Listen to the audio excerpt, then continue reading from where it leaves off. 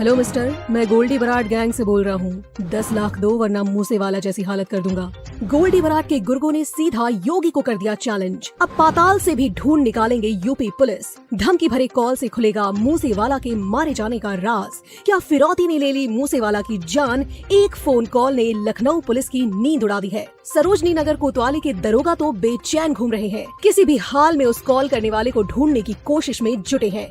बुधवार की सुबह लखनऊ के एक कारोबारी को ऐसी कॉल आई, पसीना छूटता रह गया। आनंद फानंद में वो थाने गया और कहा कि साहब पहले तो हमें सुरक्षा चाहिए। दरोगा साहब सोचने लगे कि आखिरकार व्यापारी को कौन धमका रहा है। किसकी इतनी हिम्मत हो गई जो यूपी के एनकाउंटर पुलिस और बुलडोजर बाबा को सीधा चैलेंज कर रहा है। लेकिन जैसे ही कारोबारी ने नाम बताया, दरोगा साहब की भी हवा उड़ गई। पहले जाने कि सुबह 9:12 पर लखनऊ के सर्राफा कारोबारी जितेंद्र कुमार को गैंगस्टर ने क्या कहा। फिर आपको बताते हैं कि इस कॉल से मूसे वाला के मारे जाने का राज कैसे खुल सकता है। गैंगस्टर बोला, हेलो मिस्टर, मैं गोल्डी बराड गैंग से बोल रहा हूँ। इंटरनेट पर गोल्डी बराड लिखकर सर्च कर लो, पता चल जाएगा कि गोल्डी बराड कौन है।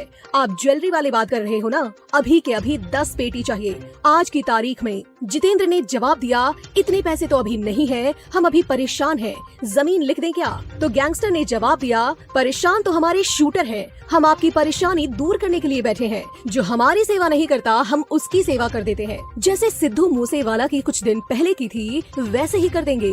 10 पेटी दे दो, नहीं तो कल का सूरज नहीं देखोगे। ज्वेलर्स कारोबारी जितेंद्र ने इस कॉल के बाद पुलिस थाने में शिकायत दर्ज करवाई है, जिसके बाद उनकी सुरक्षा में दुकान के बाहर 3 पुलिसकर्मी तैनात किए गए हैं। लेकिन इस धमकी भरे कॉल के बाद एक सवाल ये भी उठ रहा है, कनाडा में बैठे गोल्डी बराड अपने गुर्गों को छोटी मोटी फिरौती में लगा दिया है। क्या गोल्डी बराड गैंग पर पुलिस ने शिकंजा कसना शुरू कर दिया तो उसके पास पैसे के लाले पड़ गए, या फिर इसकी आड़ में कोई और फिरकी ले रहा है? क्योंकि फिल्मों में भी आपने देखा होगा कि जब कोई गैंग ज्यादा फेमस हो जाता है तो उसकी आड़ में छोटे मोटे मवाली भी अपना धंधा चलाने लगते हैं। आपको बताते हैं कि कैसे जेल में बैठकर गैंगस्टर टॉर्चन चला रहे हैं। देखिए, एक फोन कॉल से उनके पास एक मैसेज आया था, उसमें उनकी रंगदारी की मांग रही थी। इस संबंध में सरोजनी नगर पुलिस ने तत्काल FIR दर्ज की है। हमारी 3 टीमें इसमें काम कर रही हैं। जल्द ही इसमें जो फैक्ट होंगे उसके आधार पर आगे की कार्रवाई होगी। पीड़ित ने उसमें पूरी डिटेल दी है। उन्होंने बताया है कि व्हाट्सएप नंबर से उन्हें कॉल आया था, उसी के आधार पर हम आगे की कार्रवाई कर रहे हैं। हालांकि बात चाहे जो भी हो, लेकिन बराड के गुर्गों ने लखनऊ के कारोबारी को फोन कर सीधा योगी को चैलेंज किया है, इसलिए वो बच नहीं पाएगा।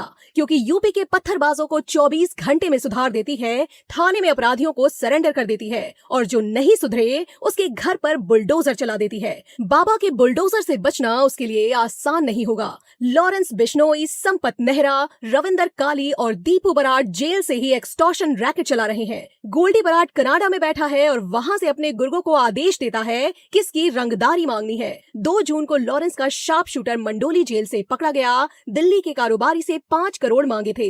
बीते महीने पंजाब के मालवा से 3 गुर्गे पकड़े गए, फिरौती न देने पर हमले की प्लानिंग बना रहे थे।